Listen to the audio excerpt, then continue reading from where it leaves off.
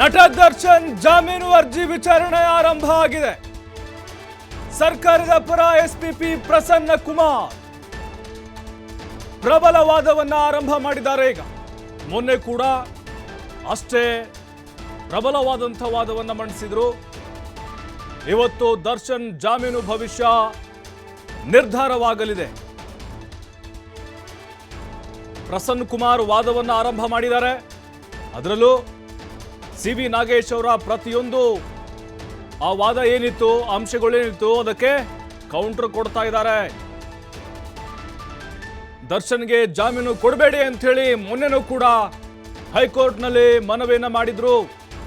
ಮಧ್ಯಂತರ ಜಾಮೀನಿನ ಮೇಲೆ ಆರೋಪಿ ಬಿಡುಗಡೆಯಾಗಿ ಒಂದು ರೀತಿ ಡ್ರಾಮಾ ಕ್ರಿಯೇಟ್ ಮಾಡಿದ್ದಾರೆ ಅನ್ನುವಂತಹ ಅರ್ಥದಲ್ಲಿ ಪ್ರಸನ್ನ ಕುಮಾರ್ ಅವರು ಕೋರ್ಟ್ ಗಮನಕ್ಕೆ ತಂದಿದ್ರು.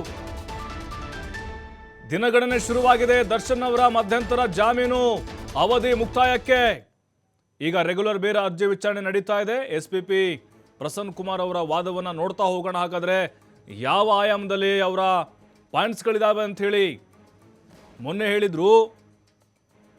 ದರ್ಶನ್ ಅವರು ಈ ಕೊಲೆಯ ಪಾತ್ರ ಏನಿದೆ, ಸಿ.ವಿ. ನಾಗೇಶ್ ಏನು ವಾದವನ್ನು ಮಂಡಿಸಿದ್ರು ಹಿಂದೆ, ಅದಕ್ಕೆ ಪ್ರತಿಯಾಗಿ ಮಧ್ಯಂತರ ಜಾಮೀನನ್ನು ತೆಗೆದುಕೊಂಡು ಈ ಬಿ.ಪಿ ಕಾರಣವನ್ನು ಕೊಟ್ಟಿದ್ರು. ಬಿ.ಪಿ ಏರುಪೇರು ಆಗ್ತಿದೆ, ಹಾಗಾಗಿ ಆಪರೇಷನ್ ಆಗಿಲ್ಲ ಅಂತ. ಅದಕ್ಕೂ ಕೂಡ ಕೌಂಟರ್ ಕೊಟ್ಟಿದ್ರು ಪ್ರಸನ್ನ ಕುಮಾರ್ ಅವರು. ಒಂದು ಟ್ಯಾಬ್ಲೆಟ್ ಮೇಲೆ ಬಿ.ಪಿ ನಿಂತು ಹೋಗ್ಬಿಡುತ್ತೆ ರೀ, ಏನೇ ಸಮಸ್ಯೆ ಇದ್ರು ಅಂತ ಹೇಳಿ.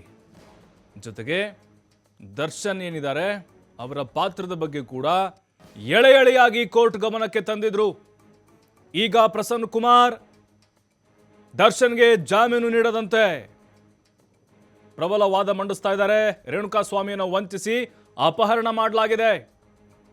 ನೋಡಿ, ಸಿ.ವಿ. ನಾಗೇಶ್ ಅವರು ಹೇಳಿದ್ದು ಕಿಡ್ನಾಪ್ನಲ್ಲಿ ದರ್ಶನ್ ಪಾತ್ರ ಇಲ್ಲ, ಜೊತೆಗೆ ಪವಿತ್ರ ಗೌಡ ಪಾತ್ರವೂ ಇಲ್ಲ, ಇಲ್ಲಿ ಎತ್ರಿ ಪವನ್ದು ಪಾತ್ರ ಅಂತ ಹೇಳಿ ಅವ್ರು ಹೇಳಿದ್ರು. ಈಗ ಪ್ರಸನ್ನ ಕುಮಾರ್ ಹೇಳ್ತಾ ಇದ್ದಾರೆ ರೇಣುಕಾ ಸ್ವಾಮಿಯನ್ನ ವಂಚಿಸಿ ಅಪಹರಣವನ್ನ ಮಾಡಲಾಗಿದೆ. ಅಂದರೆ ಇದು 4 ಆಯಾಮದಲ್ಲಿ ವಿಚಾರಣೆ ನಡೆದಿತ್ತು. ಅಂದರೆ ಸೆಷನ್ಸ್ ಕೋರ್ಟ್ನಲ್ಲೂ ಕೂಡ ಅದೇ ಆಯಾಮದಲ್ಲಿ ನಡೀತಾ ಇದೆ. ಒಂದು ಕಿಡ್ನಾಪು, ಹಲ್ಲೆ, ಕೊಲೆ, ಸಾಕ್ಷಿನಾಶ. ಈಗ ಪ್ರಸನ್ನ ಕುಮಾರ್ ಅವರ ವಾದವನ್ನು ಕೂಡ ನಾವು ನೋಡ್ತಾ ಇದ್ದೀವಿ. ಪ್ರಬಲವಾದಂಥ ಪಾಯಿಂಟ್ಸ್ಗಳನ್ನು ಕೋರ್ಟ್ ಗಮನಕ್ಕೆ ತರ್ತಾ ಇದ್ದಾರೆ. ಸೆಷನ್ಸ್ ಕೋರ್ಟ್ನಲ್ಲೂ ಕೂಡ ಅಷ್ಟೇ ದರ್ಶನ್ ಅವರ ಕರಾಳ ಕ್ರೂರತ್ವವನ್ನು ಅವತ್ತು ಬಿಚ್ಚಿಟ್ಟಿದ್ರು. ನಾಗೇಶ್ ಅವರ ವಾದಕ್ಕೆ ಪ್ರತಿಯಾಗಿ ಈಗ ದರ್ಶನ್ಗೆ ಜಾಮೀನು ನೀಡದಂತೆ ವಾದವನ್ನು ಮಂಡಿಸ್ತಾ ಇದ್ದಾರೆ. ಅವತ್ತು ರೇಣುಕಾ ಸ್ವಾಮಿಯನ್ನು ಅಪಹರಣ ಮಾಡಲಾಗಿದೆ. ಚಿತ್ರದುರ್ಗದಿಂದ ಬರುವಾಗ ಮಧ್ಯೆ ಬಾರ್ಗೆ ಹೋಗಿದ್ರು. ಅಲ್ಲಿ ಆರೋಪಿಗಳು ಮದ್ಯವನ್ನ ಖರೀದಿಸಿದ್ರು. ನೋಡಿ, ಈಗ ಅಲ್ಲಿ ರೇಣುಕಾ ಸ್ವಾಮಿಯನ್ನ ಏನು ಆ ಕಾರ್ನಲ್ಲಿ ಎತ್ತಾಕೊಂಡ್ಬಂದ್ರು, ರಾಘವೇಂದ್ರ, ಜಗ್ಗ, ಅನುಕುಮಾರ್ ಇವರೆಲ್ಲ ಮಧ್ಯದಲ್ಲಿ ಇವರು ಬಾರ್ಗೆ ಹೋಗಿರ್ತಾರೆ. ನೋಡಿ, ಮತ್ತೆ ಸ್ಟಾರ್ಟಿಂಗಿಂದ ಶುರುವಾಗ್ತಾ ಇದೆ. ಈಗ ಕಿಡ್ನಾಪಿಂದನೇ ಶುರುವಾಗ್ತಾ ಇದೆ.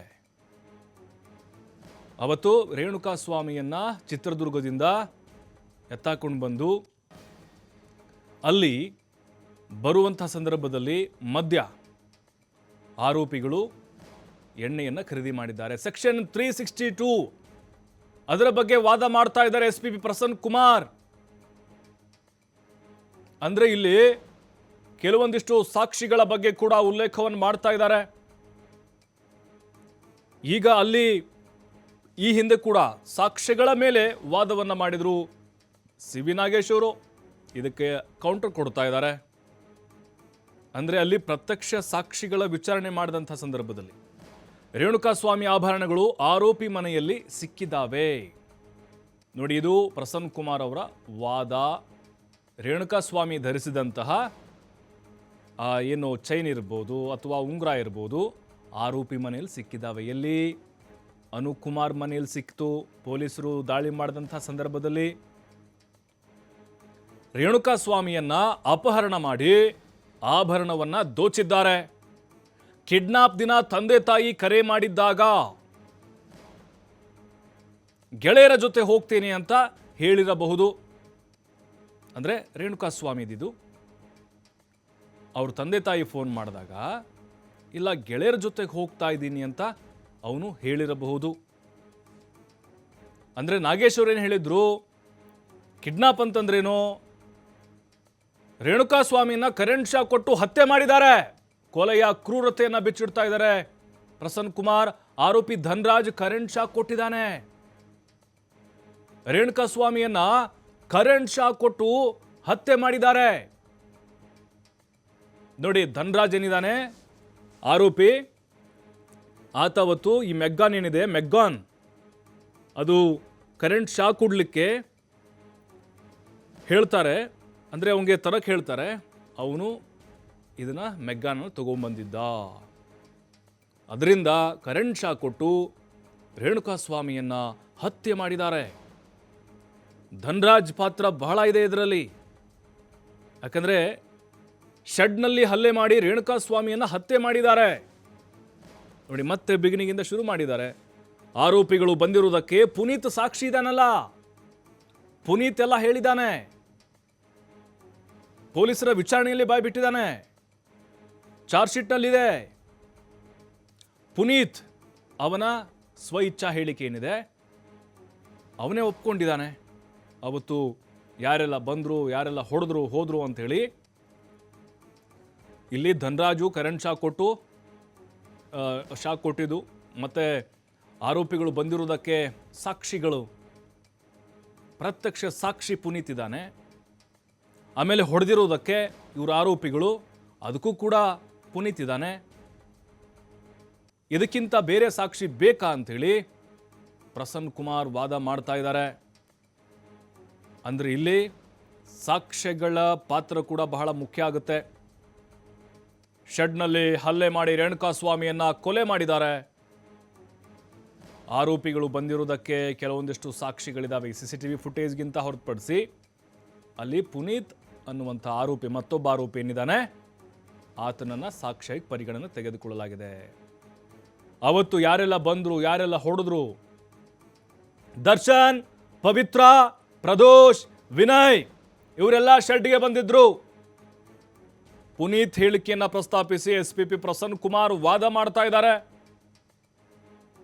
ಅವತ್ತು ಶೆಡ್ಗೆ ಈ ಆರೋಪಿಗಳು ಬಂದಿರುವುದು, ಪುನೀತ್ ಏನು ಹೇಳಿಕೆ ಕೊಟ್ಟಿದ್ದಾನೆ ಅದನ್ನು ಆಧಾರವಾಗಿ ಇಟ್ಕೊಂಡು ವಾದವನ್ನು ಮಾಡ್ತಾ ಇದ್ದಾರೆ ಪ್ರಸನ್ನ ಕುಮಾರ್ ಅವರು. ಶೆಡ್ನಲ್ಲಿ ಅವತ್ತು ರೇಣುಕಾಸ್ವಾಮಿಯನ್ನು ಕೊಲೆ ಮಾಡಿದರು. ಪುನೀತ್ ಹೇಳಿರುವಂಥ ಹೇಳಿಕೆ ನಾನು ನಿಮ್ಮ ಮುಂದೆ ಹೇಳ್ತಾ ಇದ್ದೀನಿ, ಅಂದರೆ ಜಡ್ಜ್ ಮುಂದೆ. ಪವಿತ್ರ ಗೌಡ ಚಪ್ಪಲಿಯಿಂದ ಹೊಡಿತಾಳೆ ರೇಣುಕಾಸ್ವಾಮಿಗೆ. ನಂತರ ಆ ಚಪ್ಪಲಿ ತೆಗೆದುಕೊಂಡು ದರ್ಶನ್ ಹೊಡೆದಿದ್ದಾರೆ. ನನ್ನ ಹೆಂಡತಿಗೆ ಮೆಸೇಜ್ ಮಾಡ್ತೀಯೇನೋ ಅಂಥೇಳಿ ಹಲ್ಲೆ ಮಾಡಿದ್ದಾರೆ. ನೋಡಿ, ಪವಿತ್ರ ಗೌಡ ಚಪ್ಪಲಿ ತಗೊಂಡು ಹೊಡಿತಾಳೆ ಫಸ್ಟು. ಅದಾದ ಮೇಲೆ ಅದೇ ಚಪ್ಪಲಿನ ತಗೊಂಡು ದರ್ಶನ್ ರೇಣುಕಾಸ್ವಾಮಿಗೆ ಹೊಡಿತಾರೆ. ಆಗೇನಂತ ಬರುತ್ತೆ ಬಾಯಿಲೆ, ನನ್ನ ಹೆಂಡತಿಗೆ ಮೆಸೇಜ್ ಮಾಡ್ತೀಯನೋ ಕೆಟ್ಟದಾಗಿ. ಆವಾಗ ಏನು ಮಾಡ್ತಾಳೆ, ದರ್ಶನ್ ಕೂಡ ಚಪ್ಪಲಿ ತಗೊಂಡು ಹೊಡಿತಾರೆ. ಅಂದರೆ ನೋಡಿ, ಇದೆಲ್ಲ ವಾದ ಪ್ರತಿವಾದ ಸೆಷನ್ಸ್ ಕೋರ್ಟ್ನಲ್ಲಿ ಹೆಂಗಿತ್ತು ಹಾಗೆ ಹೋಗ್ತಾ ಇದೆ. Same to same points. ಅಂದರೆ ಇಲ್ಲಿ ದರ್ಶನ್ ರೇಣುಕಾಸ್ವಾಮಿಯ ಪ್ಯಾಂಟ್ ಬಿಚ್ಚಿಸಿ ಮರ್ಮಾಂಗಕ್ಕೆ ಒದ್ರು. ರೇಣುಕಾಸ್ವಾಮಿ ಎದೆಗೂ ದರ್ಶನ್ ಒದ್ದಿದ್ದಾರೆ. ನೋಡಿ, ಇದು ಹೊಡೆದಿರುವಂತಹ ಏಟುಗಳ ಬಗ್ಗೆ ಪ್ರತ್ಯಕ್ಷದರ್ಶಿಯ ಹೇಳಿಕೆ ಓದ್ತಾ ಇದ್ದಾರೆ ಪ್ರಸನ್ನ ಕುಮಾರ್.